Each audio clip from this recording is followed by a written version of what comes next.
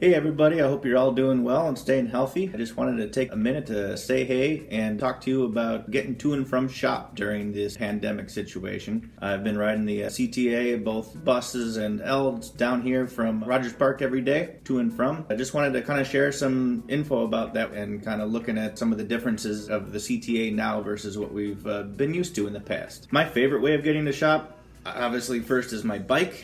With the Lakefront trail closed and being all the way 10 miles north in Rogers Park, it's not really an option. The L system is fairly the same. They have stepped up the cleaning a lot, which is nice and long overdue. One thing I have noticed, I use the CTA's website to track trains. Those have been, for the most part, pretty reliable, but there has been a few mornings when I've noticed a train that I was waiting for didn't show up for about 20 minutes, and so that can be kind of frustrating. So most important there is just to give yourself even more time, which is always a good advice when dealing with the CTA in the first place, especially in this new situation we have. So I've been doing the 147, which is a bus that runs from Rogers Park all the way down to shop here, and I've found between the buses and the L, I really like the bus the most. They've been both reliable and a lot cleaner. A couple differences in the operation with the bus now than in the past is the boarding all happens through the back door. Instead of getting on the front, going past the driver there, you go on and get on the back. A lot of the longer buses, the doors open automatically. Some of the shorter buses, you actually have to kind of pull on the door for it to open. That's something they've said they're working on, and I know it takes time to update an entire fleet of buses. And also, at the moment, they're not charging because you have to,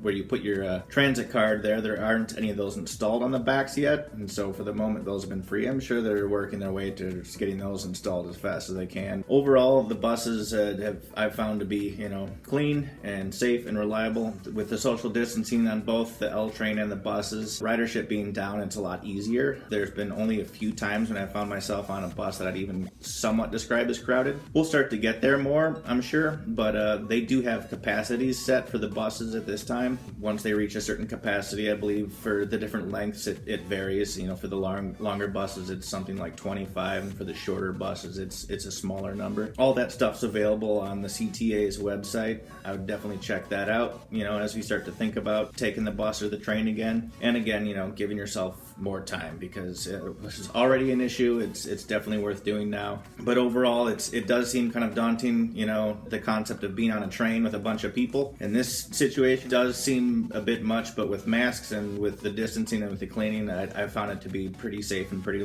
reliable, and I'm confident with all of that. And but if anybody has any questions, definitely reach out to me and let me know, or just wants to talk trains or buses. I slowly find myself becoming more of an expert on riding buses in Chicago. And if you can get a window seat, definitely grab one of those. I like to sit on the right side of the bus when I'm heading home, heading north. That way I can look out the window and look for birds. But it's that's kind of a given anyway. Hit me up if you have any questions. Hope you're all staying well and healthy, and take care.